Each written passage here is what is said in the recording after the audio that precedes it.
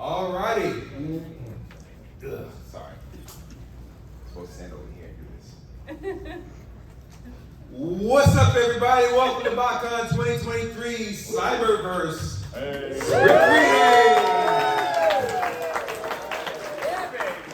Alright. So, I know what you all are here for. They know what they're here for. And we're going to go ahead and get started. Let's make sure that we don't got mics up here, too. So, two. Oh, we need a Visual? I could also just project.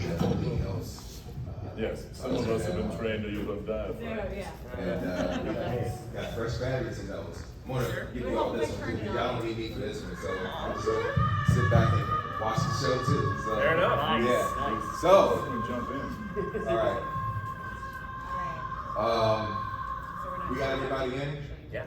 Okay, so let's go ahead and get started. Yeah, no, they're gonna get this one. Oh, okay. I don't need to do anything, unless y'all want me to. I'm not gonna show you something. That's fair. Appreciate that. No problem. Okay, so here you go. Without any further ado. Without any further ado, the Cyberverse panel. Be in the City 3, the epilogue. A little intro to our song. We're Aquarius, one of the few good Quintessons out there in the whole wide multiverse. Our parallel universe storyline starts all over again. And our savior here is Bumblebee. I've dropped him into a world that isn't his real home. Because he's got to save this planet and set things right. Reclaim the Bumblebee name and fame after that fuzz-buzz waspinator tried to fake it and take it. Huh? What? Quintessons? Here? Now? Ow, my head. This is a worse headache than when I was steamrolled while playing Cube by a Constructicon steamroller. Bumblebee? McAdam? Bumblebee, it is you. I'm so glad I get to see you again, even if you're yellow and not as moody as the Bumblebee that I know. The Bumblebee that you know? What do you mean? Every universe has a Bumblebee. Why, in another time and place, there was just a Bumblebee who was quite literally a bee. Well, wasp, if you want to be an entomologist about it. But this is here and now, and you're still very yellow. Hey, old guy, stop talking about bugs and colors and give me another energon now. I've had a long day. A long day. So I need a tall drink. Windblade? Is that you? But you're... He's talking about yellow, you're talking about blue. Everyone shut up about the colors and someone give me my drink. Of course, I'll have that coming right up. But in the meantime, I think you two should talk a little among yourselves. He thinks he knows you, but he doesn't. Not really. At least, not yet. He doesn't know me? Who doesn't know me? I'm Optimus Prime's most loyal bodyguard, thwarter of 100 coup attempts, and he's just... Windblade, I'm Bumblebee. Bumblebee's offline, kid. He has been for ages. I don't have time for dark humor, and I've certainly had enough jokes for one day. So take 2, 3 steps back, and go make some friends somewhere else. But I am so confused. Bumblebee? Oh, Bumblebee, it's you! You's back, and you's got yourself a new paint job, hey! It's a little Decepticon, but you know what? It looks good on you.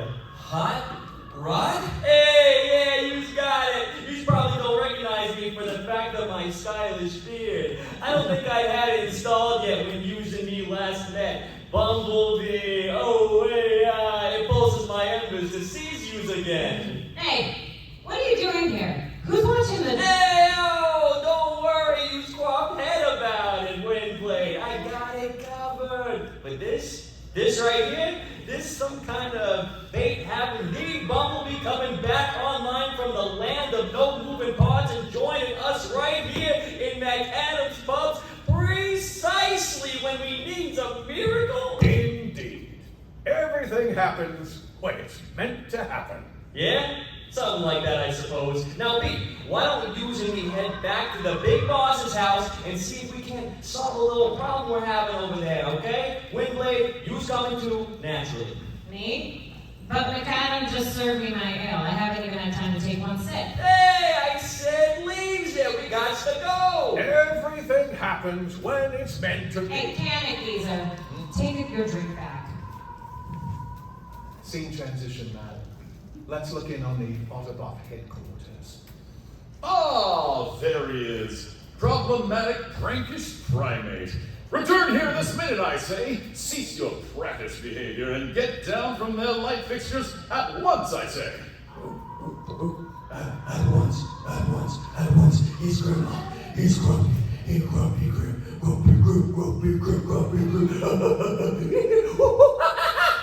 He's jumped. Ah, where's he gone now? Shh. Listen for his chattering nonsense. Great detective work. But I'm the detective. Your vulgar means of detection, Prowl, more often than not include your planting of evidence for you to find later. To solve your own crimes you committed. I would no further trust you as a reasonable than as a. I would no further trust you as a constable than I would trust a loose-lipped lunatic like Whirl with a secret. Wait, do you hear this? That way. He's just over here. Watch out! Get him off! Get him off! No! Stop! He has my handcuffs. Get off of him, you cheeky monkey! Lest I get you done again! This is rather an embarrassment, but Prowl, please kindly get your keys. He's locked your bracelet to my wrist. Mine too. And Allow me to deduce. He's absconded with the keys. I knew Hot Rod was an idiot to trust you two bozos to guard that little fiend. I, Grimlock, am no bozo. Besides, that's the pot calling the kettle black, isn't it? It seems to beg my recollection that you fled away to a pub since you could not handle things yourself. A what? I was looking for help, and here he is. Hi. Preposterous. It would take an army to be of use in this situation. Not just one bot whose scrawny physique is so dreadfully apparent. Scrawny? Hey, I work out. Grimlock, you're my trainer. Ah! Such horrid lies. I am wounded, sir. Wounded. No, you're cuffed to prom around a pole. It's a buttress, Windblade, not a pole. Learn your architecture, madam. yeah, buttress. Get it right. While you were there, Hot Rod abandoned us at the gate. This kid is the only chance we got, for some reason. I am still very confused. This all kind of seems like the Quintessons kidnapped me again, sent me through their multiverse again, and then I land here and I'm supposed to save a bunch of my friends who think I'm offline and are just bizarre redecos of themselves. And now there's a monkey? Oh, wait, what? He's got a gun!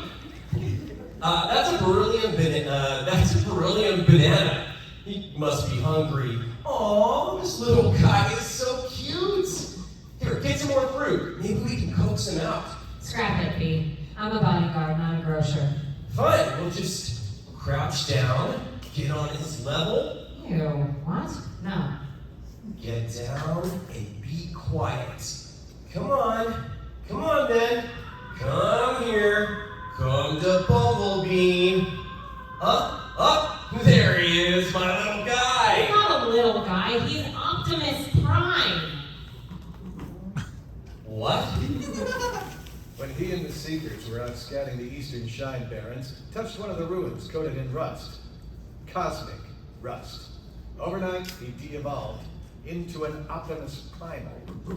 De-evolved and de-aged. It's more like Optimus Minor now, isn't it? This whole thing is getting even more convoluted. But I'll help. I can't help myself. especially with this little cutie.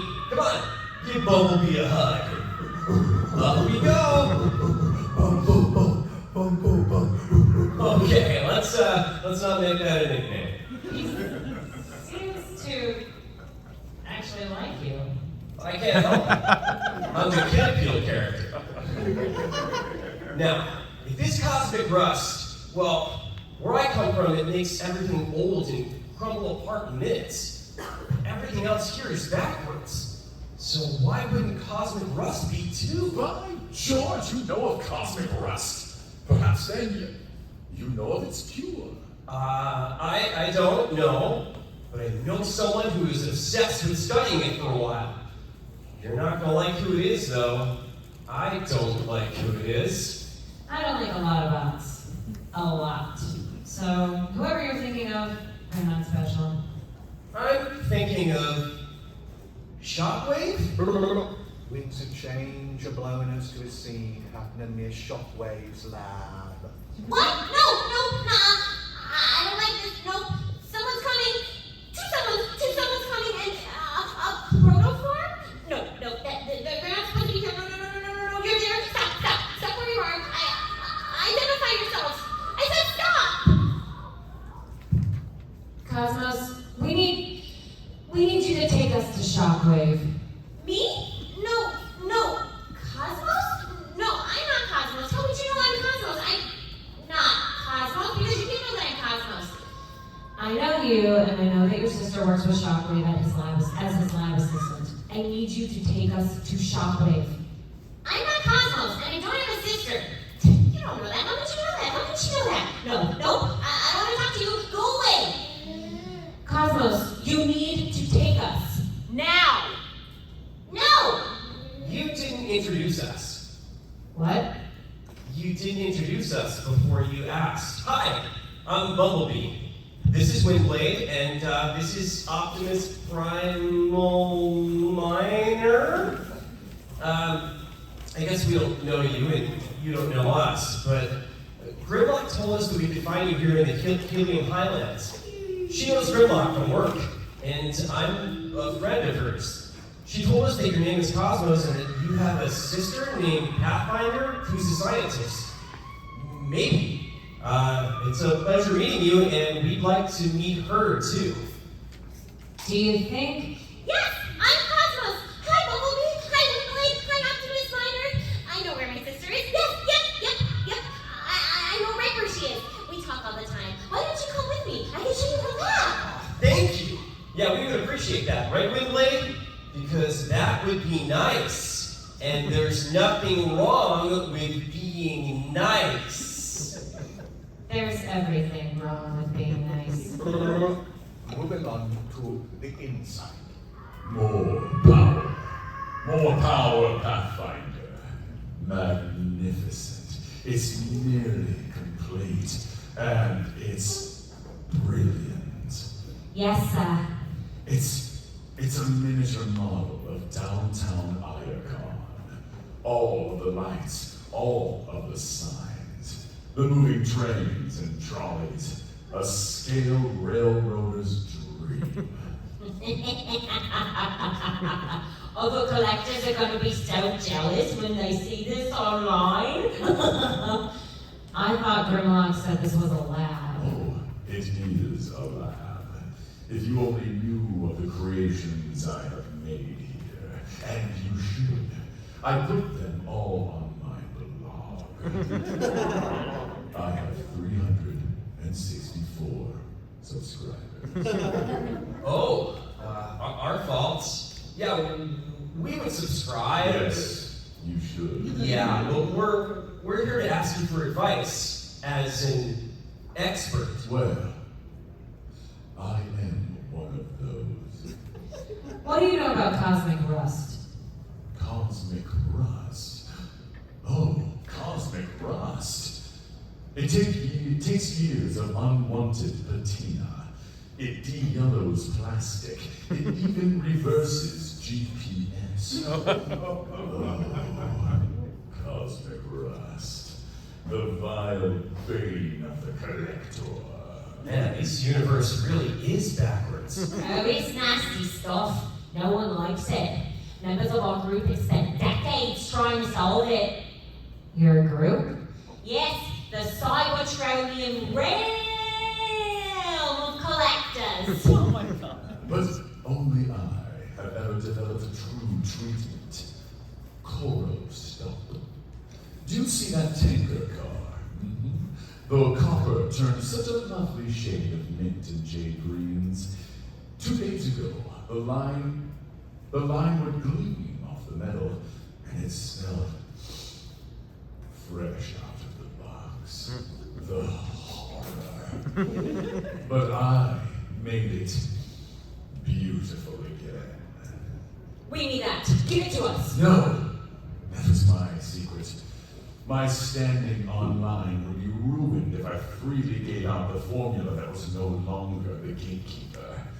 Only I shall know it, and only share it with my hand-picked social media elite. Please, Shockwave. We needed to turn Optimus Minor here back into the bot he's supposed to be.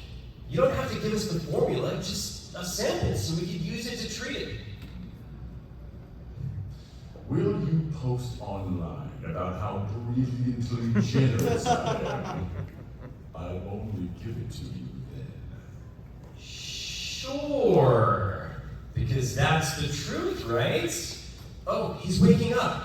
He can thank you too. Trade. Go back, My model of Iacon. No! Stop him! He's ripping up the tracks, toppling the buildings I spent days hand painting. Oh, it's terrible.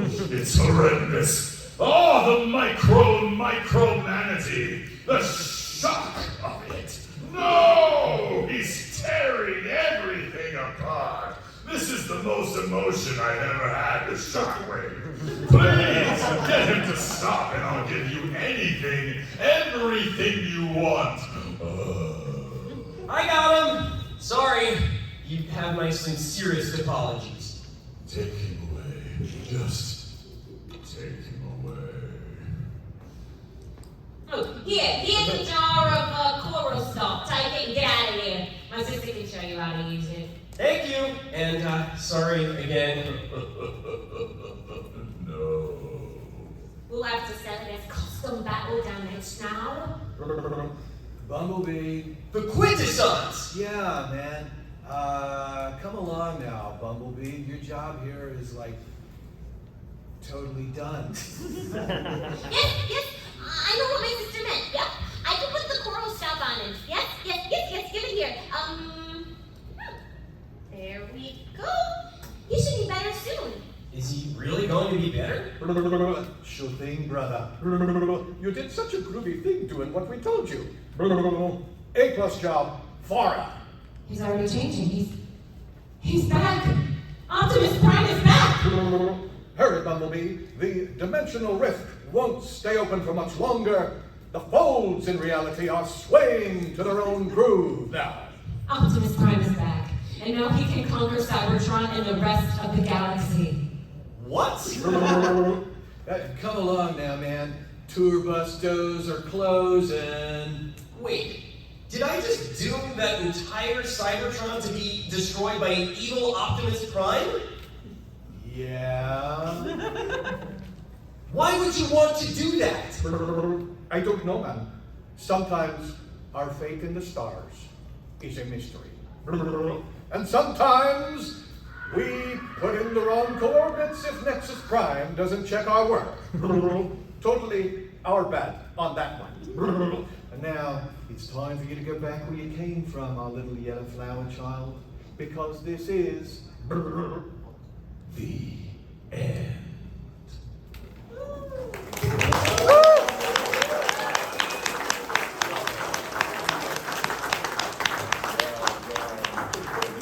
Thank you all for sitting through that with Thank us. you, That was guys. fun. That's what we like to call a cold read.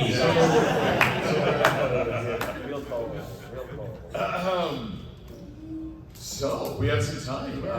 Anyone know any jokes? Because clearly we don't. No, I was going to ask if you guys had any questions for us. You guys wanted to engage in a little tete-a-tete, a little question and answer. What do we got? Yeah. What's up, man? What was it like playing as the characters you played as? Just now, you mean? Or in general? Just now. In general. Oh. I mean, super fun. I think we all enjoy doing this probably more than anything else. It really is the best job. Yeah. That voice acting is the best job in the world. Yeah. I think we all came into this from different avenues. Derek's gonna take the helm there as our mod. But my apologies. I had to run around and get other stuff. But yeah, Q&A. Yeah, we definitely got time for Q&A. So, anyone have any questions? We could read it again, but a lot slower. Hi there, my name is Paul. I'm a big Cyberverse fan. I've been reviewing your show for a few years now. Absolutely love it. So my question is for all of you in general. What is a line that, or just a scene that you've had during your filming time of Cyberverse? And for those of you who voice multiple characters, you can say like for each character if you have time. What was your favorite scene to record, line to record for your characters? Let's go down the line. Yeah. For Prowl, I think it was the very first line I ever had in the series. Brian, you shouldn't have come back for me. Oh, that was good. As McAdam, no fighting. as the Quintesson scientist, and you're a blue one. I don't have a blue one. Can I give a follow-up to that real I quick think you while need you're to, on that? So one of mine was, Why would you collect sound waves and not hot rods? got a little tail of that one. My favorite scene to do in the entire series was the one where he gets his vocal cords ripped out by Megatron. I'm not going to do that blood-curdling scream. Oh, so good. Yeah, I mean, that was like heartbreaking. Like when I read it in the script, I was like, oh my, we're doing this? Yeah, and that entire scene is great, and Mark, who plays Megatron, is amazing. It was like, I wasn't sure going into this. I was like, are we gonna do some real acting here, or is this like, how are we gonna treat this? And I was like, oh, this is real acting. I was really feeling those feels. I really got choked up. I don't know how he couldn't. And then, so Megatron like tears out Bumblebee's vocal cords, and there's this screen that kind of gets digitized in the show. And I remember doing it and looking out on the other side of the glass to the voice director and the engineers and the producers, and everyone was just like looking down at the ground. And I was like, was that good? Like, or do we have to do it again? And they were like, no man, that was good. we can move on. That was the whole thing. I don't know. That's it. How much time did you have to take off after that after you did that and recover? Well, yeah, an actor's work is never done, really. I think we were on to the next scene, and I was probably playing Jetfire, so. And now for something completely different.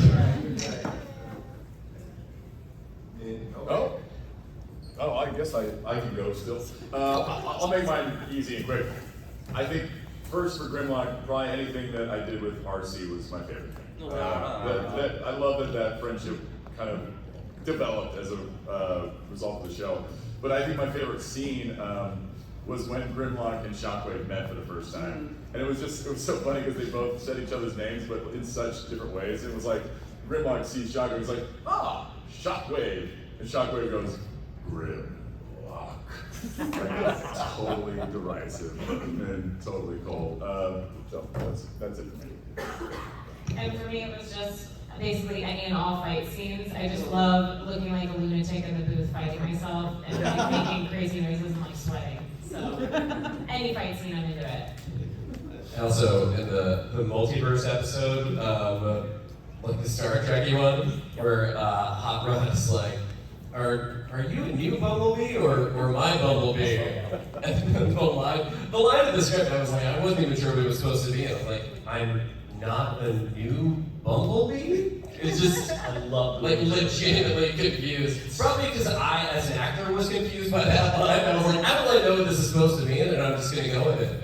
It really It's one of my favorites too. And I was actually going to say, for the Red Hot Rod version, one of my favorites from that episode is when Hot Rod's meeting himself, and he says, "Hey, those flames are looking good." I love that episode. Yeah. Thank you. My friend, for just being fast, my friend Val says hi, by the way. Hi, Val. I got a couple of questions. How did it feel to know that Val died in Cyberverse, but also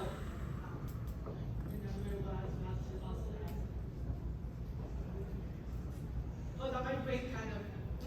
It's all good. No Take problem. your time. Yeah. What did Big Apps actually turn into? Because they didn't really show it. We just saw a silhouette. Well, in answer to your first question, I remember the day they sent me the script. I'm reading through it, and I get to the part where he jumps in front of Prime, and he takes the shot, he goes down, and his eyes go out, and Prime just goes nuts. And I remember I walked into my daughter's room holding the script, and she said, "Dad, what's wrong?" And I read it to her, and then we're both sobbing in there. So yeah, it was, how do you get so emotional over a cartoon? But that's the impact these characters have. So yeah, it was really tough. But I guess, you know, that's kind of a legacy of Prowler. He always gets shot. He always does, no matter what happens. And in answer to your second question, which is maybe the most asked question I get, we don't know. Yeah. We have no idea. The speculation has been that he turns into some ferociously enormous, gigantic, ridiculous weapons platform that makes even Megatron go, "Oh," which I'm very proud about. It's a Kit Kat. Anyone else? I can ask another question. Hold on. Okay. Take one of my capacity.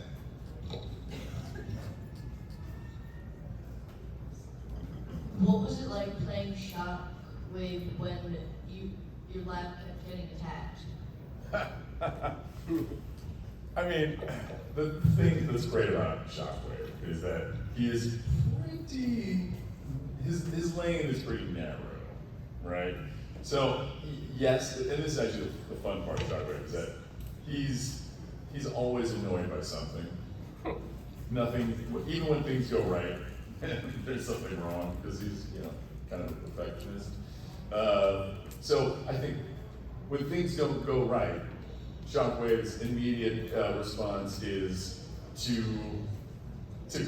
double down on what he knows, which is cold, hard logic. So I feel like that's about as Shockwave as it gets. Yeah. Thanks. How many Transformers are in the series? Oh. Carry the two a lot. That's a good Budiansky question. 11 billion. Yeah. Yeah.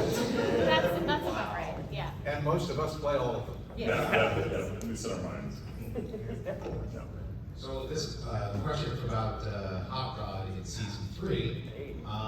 Was he intended to become Rodimus Prime during the Quintesson arc?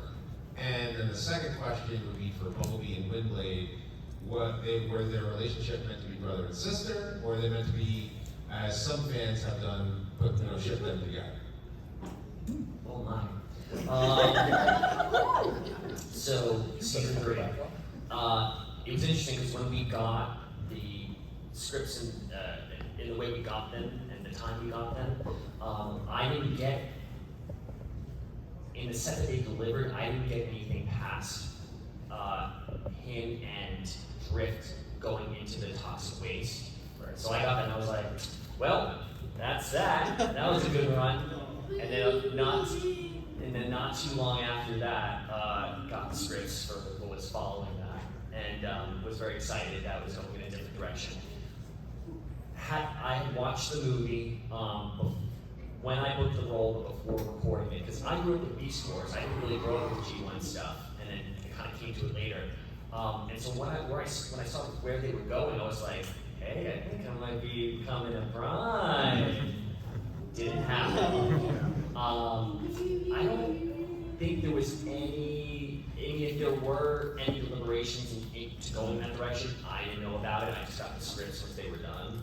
But I really liked where they went with it, even though they didn't become a Prime. I think it was a really interesting kind of new direction of putting them in a leadership position with having to ascend to that title. Yeah. So, yeah. Good luck. Thank you. Godspeed. Yeah, so Windblade and Bumblebee, I hate to dash the hopes of shippers the world wide. Do it! Just give it something definitive. It was always pitched to me when we were developing these characters that it was a brother-sister relationship.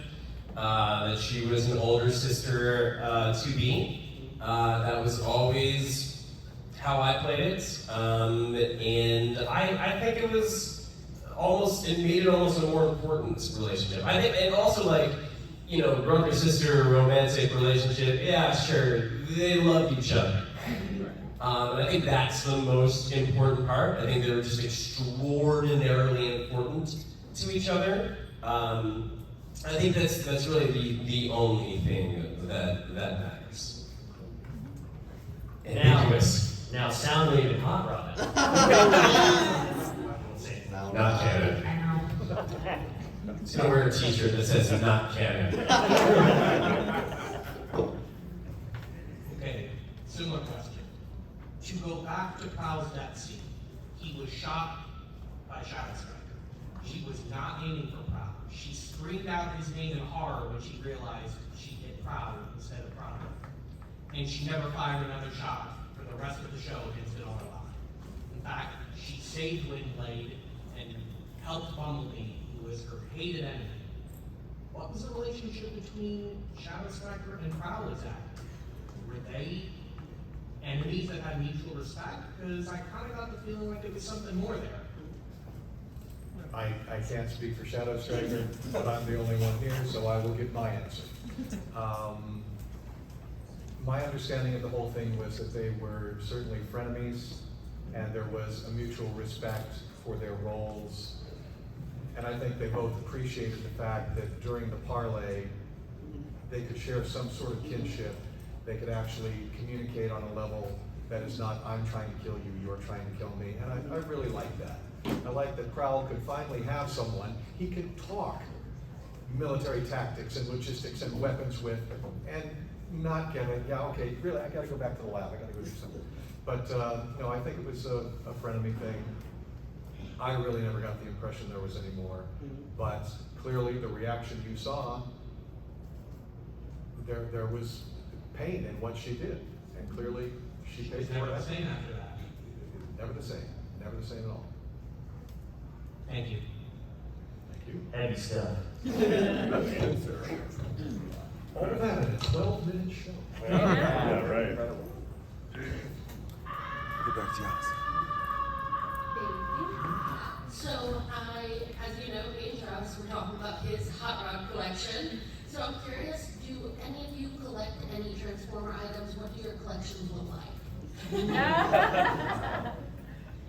Absolutely. I go back to the G1 days when I started watching the show. Thank you. God, G1. When I started watching the show back in the 80s, I was hooked.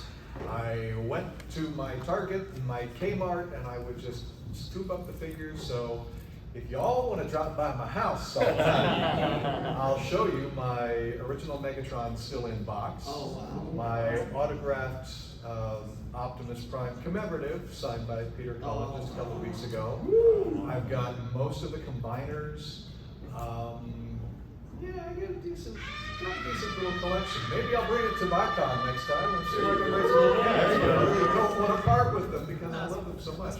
I think Botcon is at your house next year, right? Oh, is it? Yeah. I'll tell the wife to start cooking now. Just a deep love that goes back 40 years, and I'm so grateful now to be part of the show, part of the legacy, and part of this, because this is awesome. Hell yeah. Any other collectors here? Other than your own figures? Yeah, no. I was like, not as such. I mean, I collect my own toys. And my wife is also on Pokemon, so we have like a little toy shelf, several shelves in our living room now. But when I got the card, I also got a lot of Bumblebee swag and stuff, and people, I collect a lot of these. My favorite item of all time was, as soon as I got cast, my mother gifted me with a t-shirt that she had made at the kiosk at the Cherry Hill Mall. And it apparently initially, she said to the guy, she was like, "My son's Bumblebee." And he was just like, he didn't speak English very well and didn't seem to know or care. She designed, she was like, I am Bumblebee. And he made with an actual bumblebee, which would have been awesome. That's cool. Just I am, and a picture of a bumblebee, and she goes, no, like the Transformer. He's a car, and then he's nuts.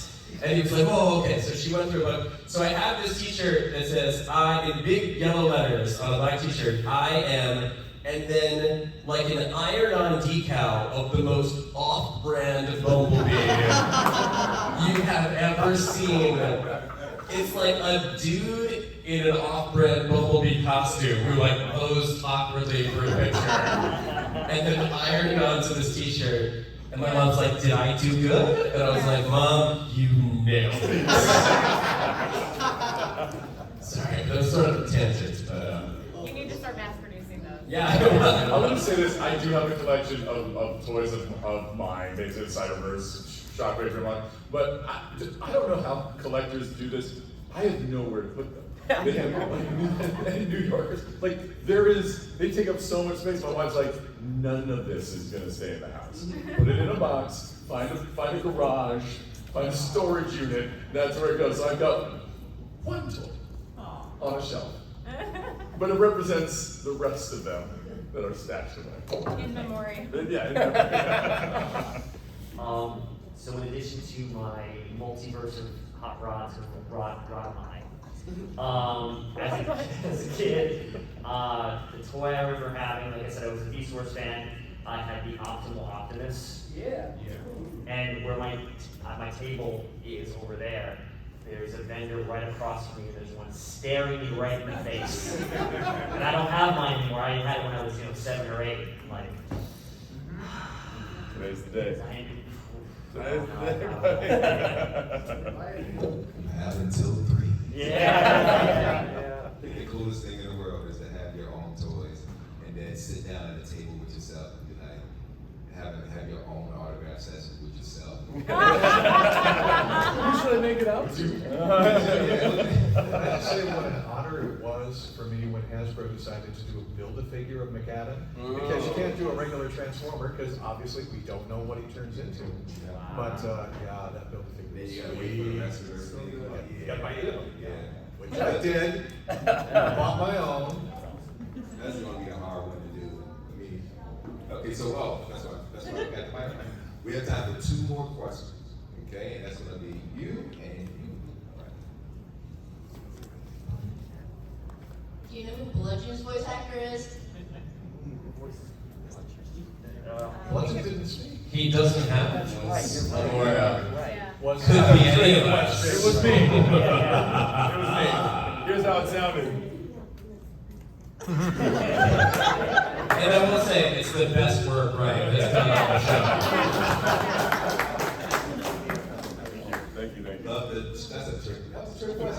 He was going to see who's going to claim that. I feel like if Bludgeon did talk, he would do a really good job. Oh, thank you. Yeah, I'll take it. I think he sounds like this. Hello! My name is Bludgeon! Cyberverse the music. Did you guys record in the studio together or like apart? That's a good question. Yeah. That's a great question. Yeah. No, did any of you ever go into a studio with another? No. Never. No, we all did individual sessions, which is what made it kind of hard because we're all stage actors too, and so we're used to talking to someone, getting a cue, getting something back, feeding off of each other. But when we walked into the studio, all we had was, okay, turn to page 157, it's scene 29, and you are in the bar, give me 3 takes. And so, we had to figure out the context from the lines around us. This is the closest we have ever gotten to doing a show together. Jeremy and I just met each other in person today. Wow. So that's like, we've talked on the phone once, but this is like, I remember there was a couple of times where I had been in a session and they were like, oh, Jeremy was just here. And I was like, cool. When am I going to get to meet him? They're like, we don't know. It's just like, so I've only ever heard of any of these actors, and we never actually got to be together in the booth, so. I went in for a pickup session one day, and there were these 2 other guys and Jamie Lanchick sitting in the waiting room, and we're just kind of looking at each other, and it looked like you guys knew each other, so I was overhearing your conversation, and then we all realized that we were all, oh shit, you're Grimlock. And then there was another lady there who none of us knew, and I said, what are you here for? And she said, oh, I'm here doing some pickups for My Little Pony on Pinkie Pie. So universes were crossing all over. The only time I ever got to hear another voice actor when I was doing my lines was when I was in a scene with myself. Played my lines to me so that I had something to counter. So basically, I only ever got to act with me. And I think like we all would have loved that, and that's the way it used to be done in olden times. Unfortunately, it's just not super feasible to get everyone's schedule, to get everyone in the same place at the same time. It's kind of easier just to book people separately to work around their schedules. Also, I know in LA, they tend to, if they do that, they do that more in LA, and part of that is logistical, in that we just don't have the space in New York. Everything in New York is super small, super tight, from our apartments to our studios, so I can barely think of a studio in New York that could have housed all of us to record at the same time. So I toured Warner Brothers Animation Studio in Burbank a few years ago. They have a gigantic studio. Yeah, there you go. They fit the entire Justice League. And that's exactly what that studio was used for. Yeah. But you're not going to find anything like that around here. I know I said this was going to be the last question, but I feel like y'all are cheating. You guys are twins. Y'all both had a question. So I'm going to let you have your question, but it can't be the same question that she asked, because then you're going to blow my mind, okay? Here we go. Ready? Okay, go. Right now. Right now. What was it like playing a sophisticated Grimlock rather than a G1, the G1 Grimlock? Super good question. And it was super weird because this was totally new, right? Randolph, the writer, came up with this idea that we were going to have basically a Three Musketeers Grimlock. This is kind of how he described it. So when I auditioned, all I heard was Greg Berger in my head, hearing G1 Grimlock roaring, and so that's what I did. I expected to do nothing but that. Me Grimlock, which I did plenty of, but we always had. So when I realized that we were just going to be doing more sophisticated Grimlock, I had to save all of my Dino Grimlock for the end of my sessions because I would basically ruin my voice if I did it the other way around. But it was great. I mean, it was actually a lot of fun because it was almost like having 2 different characters in a way, and there's nothing more fun than that. And especially because I get to channel the OGs and give Greg homage by voicing the Grimlock that I knew. So it was cool. I got to do both. Thank you. Yeah. Okay. You, by the way, you two are adorable. They're wrapped in ruin. Double crosser. Yeah. That one's wreck and that one's ruin. Everyone give it up for the song great.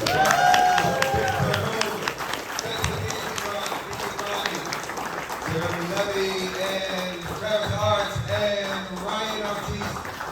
Ryan Levy. Yeah.